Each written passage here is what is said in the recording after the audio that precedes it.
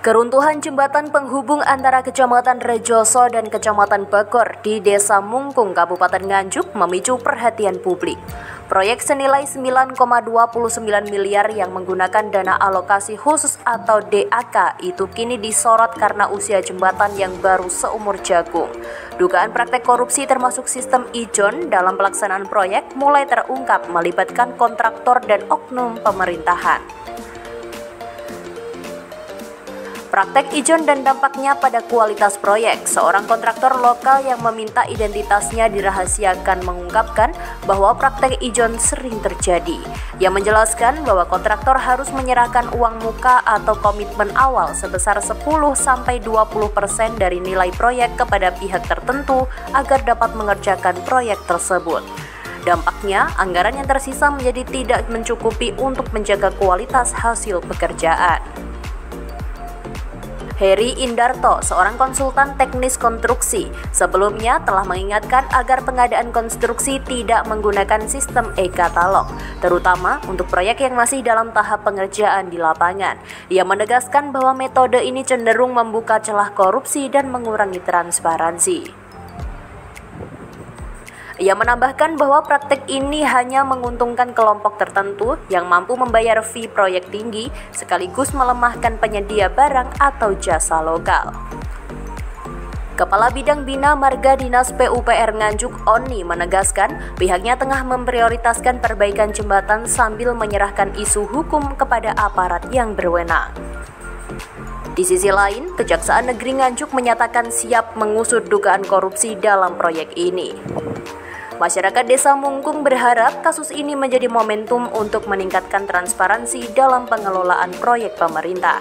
Suwito, salah satu warga, menyatakan bahwa dirinya ingin jembatan dibangun dengan benar dan sesuai standar, bukan asal jadi. Kalau ada yang bermain harus diusut tuntas. Kasus ini akan terus dipantau untuk memastikan proses perbaikan jembatan dan investigasi berjalan transparan dan adil. Jadi perlu kami jelaskan, ini bukan temuan Komisi 3, tapi kami melihat tadi ada viral, langsung kita dari Komisi 3 menindaklanjuti dan kami cek ke Desa Mungkung. Hasil dari cek lokasi dari pekerjaan teknisnya seperti apa, Mas? Hasil dari pekerjaan teknis yang kita cek di lokasi ada beberapa titik yang kurang sempurna. Kami minta dalam masa perawatan ini untuk segera menyempurnakan jembatan ini agar bisa dilalui secara terus-menerus dan tidak ada masalah. Penyebabnya itu apa, Mas? Penyebabnya yang di sisi timur itu karena air, tapi yang di sisi barat karena kualitas materialnya atau kualitas dari beberapa material yang kurang lengkap. Menurut temuan komisi sendiri waktu cek lokasi, adakah kesalahan perencanaan ataupun RAP, ini melanggar RAP yang ada? Kesalahan di RAP kami belum melihat RAP-nya secara utuh, nanti akan kami panggil di Komisi 3 untuk kami melihat secara utuh RAP-nya. Cuma temuan kami ya, kami juga merasa kasihan kepada pemborong, karena apa? Contoh, yang di sisi timur itu bukan termasuk pekerjaan pemborong, tapi kenapa pemborong yang melakukan pekerjaan itu? Terus terkait status jembatan ini akan sudah diserahkan kepada dinas atau? Kami belum mengecek, karena kalau menurut data itu 20 November selesainya pekerjaan ini, kontrak ini.